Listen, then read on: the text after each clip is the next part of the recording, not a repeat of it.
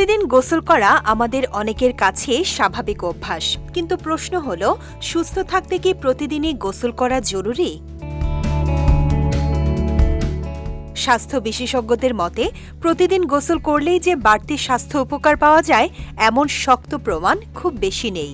বরং প্রয়োজনের তুলনায় অতিরিক্ত গোসল, বিশেষ করে গরম পানি ও বেশি সাবান ব্যবহার করলে ত্বকের স্বাভাবিক আর্দ্রতা ও সুরক্ষা ব্যবস্থা ক্ষতিগ্রস্ত হতে পারে।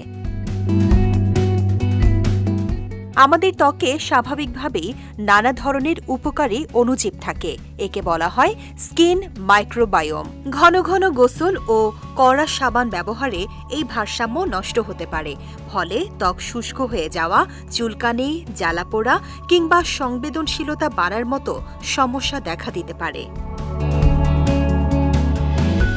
তবে এর মানে এই নয় যে গোসলের প্রয়োজন নেই, বরং কত ঘন ঘন গোসল করা উচিত সেটি নির্ভর করে আবহাওয়া, ঘাম, শারীরিক পরিশ্রম, ত্বকের ধরন এবং ব্যক্তিগত পরিচ্ছন্নতার উপর। যারা নিয়মিত ব্যায়াম করেন, প্রচুর ঘামেন কিংবা গরম ও আর্দ্র আবহাওয়ায় থাকেন, তাদের প্রয়োজন অনুযায়ী গোসল করা গুরুত্বপূর্ণ। বিশেষ করে বগল, কুঁচকি ও দুর্গন্ধপ্রবণ স্থানগুলো পরিষ্কার রাখা জরুরি। আরেকটি বিষয় খুব গুরুত্বপূর্ণ, গোসলের চেয়ে হাত পরিষ্কার রাখার গুরুত্ব অনেক বেশি। খাবারের আগে ও পরে এবং টয়লেট ব্যবহারের পর সাবান দিয়ে ভালোভাবে হাত ধোয়ার অভ্যাস অবশ্যই বজায় রাখতে হবে।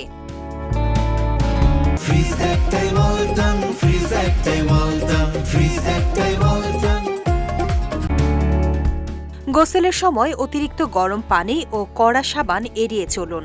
ত্বক অতিরিক্ত শুষ্ক হলে ময়শ্চারাইজার ব্যবহার করাও উপকারী হতে পারে।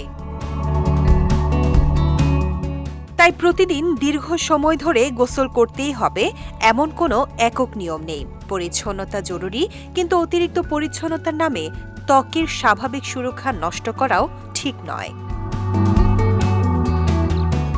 বিজয় টিভি নিউজ ডেস্ক।